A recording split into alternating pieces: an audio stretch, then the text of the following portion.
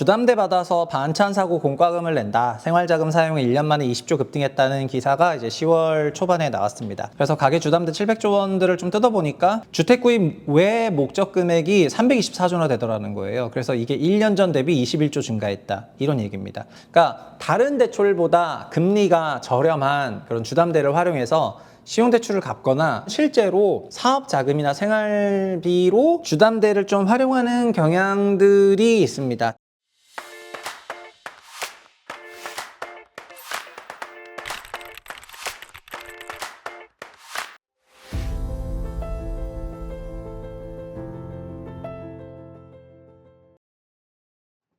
안녕하세요, 최부심입니다. 최근에 주담대로 생활비를 낸다, 뭐 이런 기사가 있어가지고 좀 짚어봤습니다. 주담대 받아서 반찬 사고 공과금을 낸다. 생활자금 사용에 1년 만에 20조 급등했다는 기사가 이제 10월 초반에 나왔습니다. 주담대를 받아가지고 뭐 반찬을 사시지는 않겠지만은 생활자금 목적으로 주담대를 받으시는 분들이 늘어났다, 이런 내용 되겠습니다. 기사를 보면은 이것도 근거가 있는 거예요. 그 박성훈 국민의힘 의원실 보도인데 올해 2분기 말 기준 가계 주담대가 약 700조 원 정도 되겠습니다. 그래서 가계 주담대 700조 원들을 좀 뜯어보니까 가계대출은 뭐 주담대 플러스 신용 플러스 기타 뚜루루 이런 대출들이 있습니다. 주택 구입 외 목적 금액이 324조나 되더라는 거예요. 그래서 이게 1년 전 대비 21조 증가했다, 이런 얘기입니다. 그러니까 다른 대출보다 금리가 저렴한 그런 주담대를 활용해서 신용대출을 갚거나 뭐 이런 건 흔한 일이었고요. 그래서 뭐 타 대출을 갚으려는 차주가 증가했습니다. 이거는 주담대 금리가 제일 싸니까, 담보대출이니까 싸잖아요. 신용은 일단 담보가 없는 대출이다 보니까 금리가 전반적으로 높고요. 그래서 이렇게 좀 빌리신 분이 많고, 두 번째는 실제로 사업 자금이나 생활비로 주담대를 좀 활용하는 경향들이 있습니다. 특히 사업 자금으로 주담대를 쓰기도 하죠. 사업을 하면서 이런저런 돈들이 많이 들어가니까 주택이 있으신 분들은 결국은 사업하시면서 주택을 담보 잡히는 개인 사업자들도 많거든요. 그래서 주담대를 빌려가지고 지금 좀 사업 안 좋은 거를 메이크업 한다거나 등등 이런 목적으로 사용하는 겁니다. 그래서 이렇게 어떻게 해석하냐면은 주담대 대출 증가하는 건 주택 구입용이지만은 주택 구입 외 대출 증가라고 적는 경우에는 개인 사업 자금 등이 부족해서 받거나 가계가 어려워지는 것으로 해석 가능하다, 이렇게 하고 있고요. 결국 이 기사는 주담대가 늘어나고 있는데 이게 전부 주택 구입은 아니고 가게가 좀 어려워져 가지고 주담대를 빌리는 사람들이 많아졌다는 거 아니냐, 이렇게 얘기를 하면서 최근에 가게가 어려워진 부분을 조금 얘기를 하고 있습니다. 그래서 기사만 읽고 끝낼 수가 있는데 저는 소득을 가지고, 소위 수요를 가지고 시장을 보는 경향이다 보니까 수요 데이터를 좀 짚어봐야 되겠죠. 그래서 일단은 소득은, 우리나라 소득은 1, 2, 3, 4, 5분위, 5개 분위로 다 나눌 수가 있습니다. 전체 가구를 나눌 수도 있고, 도시근로자 가구를 나눌 수도 있고, 뭐 1위 이상 도시근로자 가구부터 시작해서 뭐 조합은 여러 개입니다. 근데 저는 그냥 평균 뭐 전체 가구라고 해볼게요.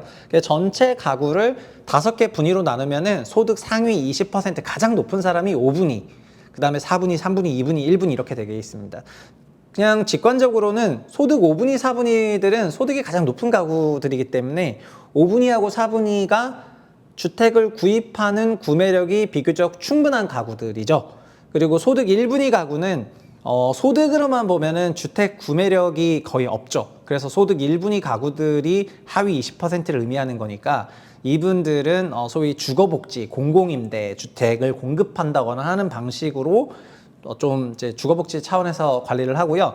그리고 소득 2분위의 경우에는 하위 20에서 이제 40% 구간에 있는 2분위의 경우에는 이런저런 주거 금융 프로그램으로 뭐 이런저런 전세대출, 그러니까 디딤돌, 버팀목, 특히 버팀목류 이런 형태의 대출들을 하면서 주거 뭐 바우처도 있고 주거 급여도 있고 이렇게 주거 금융으로 돌리고 있습니다. 그러니까 3분위, 4분위, 5분위가 주택을 실제로 좀 구매할 만해서 3분위에게도 프로그램을 좀 돌리고 있었다가, 작년 같은 경우에는 소득 5분위도 받을 수 있었던 특례보금자리 론 같은 게 있었죠. 소득에 제한이 없었으니까. 어쨌든 그렇게 보겠습니다. 그러면은 주택시장이랑 연결되는 소득은 결국 3, 4, 5분위, 요 사람들이 돈을 얼마나 잘 벌고 있냐, 요거가 중요한 거거든요. 먼저 3분위를 보여드리겠습니다. 3분위는 전체 가구 기준으로 월에 얼마 정도 버냐면은 평균 지금 420만 원 정도 벌고 있습니다. 근데 실선이 중요하거든요. 실선 보시면은 21년도 하반기부터는 보시는 것처럼 소득 증가율이 1, 2%가 아니라 보시는 것처럼 9에서 10% 증가를 했어요. 한 1년 반 동안. 그래서 요때가 정말 자산시장 랠리였습니다. 일단 소득이 늘었죠. 그 소득이 늘었는데 그거에 비례해서 대출도 받을 수 있는데 금리도 제로금리네요. 그러니까는 이때 진짜 자산시장이 대폭등을 했고요. 그리고 작년부터는 소득 증가율이 다시 1, 2%대로 내려왔습니다. 현재는 올해만 놓고 보면 올해 1분기는 5%였지만은 2분기는 3%로 내려와서 3분기 소득 증가율은 다시 둔화가 되고 있다. 그렇게 말씀드리겠고요. 4분기도 전체적으로 패턴은 비슷하고 뾰족할 때는 여기는 월에 지금 600만 원 정도 벌고 있습니다. 근데 22년 2분기 때 590만 원 벌었었어요. 그래서 사실 지난 2년 동안 거의 변화가 없는데 올해를 놓고 보면은 이제 내리꽂고 있습니다. 점점 마이너스로 가고 있어. 그래서 지금 물론 이거는 근로소득이랑 비근로소득을 다 더한 종합소득이고 전체 가구이기 때문에 모든 걸 설명할 수 없지만 4분기의 소득 증가율은 굉장히 낮게 나오고 있다. 그런 상황입니다. 5분기 돈 제일 잘 버는 제 가구가 되겠습니다. 5분기도 21년, 22년에 진짜 이 5분기는 두 자릿수로 올라갔어요. 그래서 제가 이 당시 이런 소득 데이터 보면서 그러니까 막 900만 원대 벌다가 막 1080만 원까지 쫙 치고 올라가는 거 보고 그냥 사람들 진짜 돈 잘 버는구나 막 이런 생각을 했었는데 5분기 역시 이제 하향 곡선을 타다가 올해 2분기에는 마이너스 2% 찍었었고 올해 1분기에는 2분기에는 4.9% 나왔는데 그래서 이게 조금 낮아지고 있습니다. 어쨌든 전체적으로 그나마 5분기가 제일 잘 버티는 수준인데 연에 3%에서 4% 증가고 4분기는 뭐 1, 2% 증가로 내려오고 있고 그렇다면 우리나라에서 그 주택 시장이 수요 따라간다는 수요는 돈 따라간다는데 돈에서 1차적인 거는 소득이고 그다음 대출이잖아요. 근데 소득 증가율이 더디게 나온다 그러면은 대출 증가율도 당연히 더디게 나와야지 되거든요. 그래서 소득 증가에 기반해서 대출이 대폭등을 했던 게 20년에서 21년이었고요. 22년 상반기까지 엄청난 대출 성장이 있었는데 그 대출은 어떻게 보면 소득에 기반해서 올라갔었고 현재는 소득 성장에 기반해서 대출이 올라가는 것이 아니고 그냥 대출 프로그램, 특례 대출 프로그램 같은 걸 써가지고 약간 인위적으로 부양을 하고 있기 때문에 수요가 완전 건강하냐 하면 그런 모습은 아니다 말씀을 드리겠습니다. 21년, 22년부터 가구소득 증가율이 아주 셌고 그래서 이때가 어떻게 보면 펀더멘탈하게는 정말 좋았습니다. 지금은 소득이 가장 높은 5분기도 정체 중이에요. 제가 자주 얘기하는 게 시장을 해석하는 데 있어서 공급이라는 거는 굉장히 장기간에 걸쳐서 서서히 변하는 거기 때문에 시장이 공급만 따라간다 그러면은 시장 전체가 아주 서서히 변할 것입니다. 그런데 시장은 수요에 굉장히 예민하게 이렇게 딱 붙어서 움직이게 되는데 수요는 결국 돈을 의미하는 거고 돈은 소득, 그리고 대출, 그리고 자산 처분의 세 가지 경로로 발생을 하고 소득의 정체는 곧 대출의 정체고요. 이게 22년 하반기부터 대출이 위축됐던 큰 이유고 지금도 소득이 잘 늘어나는 속도가 둔화됐으니까 대출 성장률이 저조하게 된 거죠. 근데 이런 국면에서 대출 프로그램이 있을 때만 대출이 잠깐 늘어나는 거고요. 작년 2, 3분기, 올해 2, 3분기. 마지막으로 자산처분 소득. 이 자산처분이 지금 시장의 소득 중에서 가장 중요한 소득 중에 하나가 되고 있습니다. 여기서 말하는 자산은 당연히 내가 가지고 있는 부동산 자산도 여기 제일 중요한 거고요. 그래서 우리 올해는 주택 거래를 60%가 자기 집을 파시고 넘어가신 분이 대부분이니까 자산 처분이 없으면은 집도 못 사, 이제는. 그러니까 자산 처분이 큰 꼭지고 여기에 주식도 있고 코인도 있고 미국 주식도 있고 뭐 그런 금도 있고 이렇게 있는 거거든요.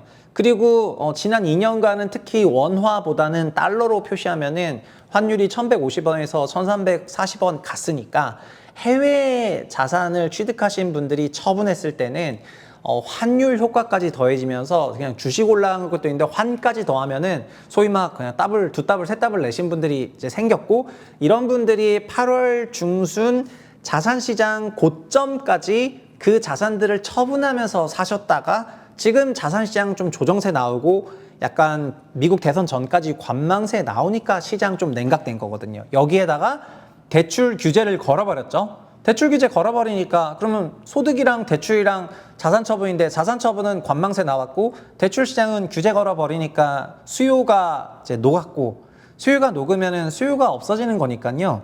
그러면 시장이 약간 위축세로 가는 거죠. 그래서 현재 시장이 위축세로 가는 배경이 여기에 있다 이렇게 말씀드리겠습니다. 그런데 그렇다고 뭐 천년만년 위축세로 가냐? 그건 아니에요. 그건 아니고 대출 정책은 결국 또 달라질 거고 자산 시장도 앞으로 달라질 거기 때문에 앞으로 계속해서 이런 향배는 지켜봐야지 될 것 같습니다. 그런데 이런 상황 속에서도 뭐 공급 따라간다 이런 얘기는 이제 그만할 필요가 된 것 같고요. 저 개인적으로 생각했을 때는 현재 자산 처분, 제가 막 주식 코인 얘기를 많이 하니까 주식 코인이 세야만 집값이 세다 이렇게 생각하시는데, 처분 소득의 코어 중에 하나는 결국 부동산이거든요. 부동산 처분이 안 되면은 부동산 강세장도 잘 오지 않습니다. 결국에는 부동산 처분이 잘 되었던 환경 속에서만 부동산 강세장이 왔었어요. 그런데 앞으로는 거래량 위축이 되고 하면은 부동산 처분이 잘 안 되니까 자연스럽게 수요가 축소될 수밖에 없다, 이런 맥락이고요. 전 장기적으로 보면 앞으로 어떻게 될 거 같냐, 앞으로 한국은 일본처럼 거래를 굉장히 하기 어려운 나라가 될 것 같고요. 그래서 부동산을 살 수는 있지만은 팔기는 정말 어려운 나라가 될 것 같습니다. 그러면은 내가 부동산을 사는데 엄청난 자본을 들여가지고 그 집을 사서 살 수는 있죠. 어느 자산이든 살 수는 있어요. 근데 내가 팔지 못하게 되면은 돈이 필요할 때 그거를 유동하기가 어렵거든요. 그럼 결국 주담대 받아야 되는 거고. 그래서 요즘에 그 주담대가 늘어난다는 그런 기사는 어떤 의미로 거래량이 위축이 되니까 주담대가 늘어나는 겁니다. 결국 그거를 과거에는 팔아서 조달했을 수도 있는데 지금은 그게 안 돼서. 근데 그러면 이게 좋은 자산입니까? 저는 유동성이 없는 자산은 그냥 그 자체로 투자할 필요가 없다고 생각해요. 마치 미술품처럼요. 미술품이 가치 상승이 없다 이런 게 아닙니다. 근데 미술품 거래를 해보시면 아시겠지만은 미술품도 사는 사람만 사기 때문에 그거를 사고 팔기가 진짜 어려워요. 그래서 갤러리들의 역량이 그 미술품들을 얼마나 잘 사고 팔게 하느냐랑도 이제 연결이 되어 있는데, NFT 투자해보시면 아시겠지만 NFT 안 팔려요. 거래가 안 됩니다. 유동성이 굉장히 풍부한 자산은 미국 주식 같은 게 그냥 솔직히 그냥 짱인 거죠. 그냥 미국 주식은 사고 싶을 때 사고 팔고 싶을 때 팔고 이런 엄청난 유동성을 공급받기 때문에, 그래서 자기의 자본이 작으면은 상관없어요. 뭘 하고 싶은 대로 해도 돼요. 내 돈이 작으면은 어느 자산이든지 상관없습니다. 근데 큰 돈이 들어가야 되는데 유동성을 제공하지 못하면은 그런 자산은 쳐다도 안 보는 게 낫다. 그렇게 말씀을 드리겠습니다. 오늘 여기까지 하겠습니다. 감사합니다.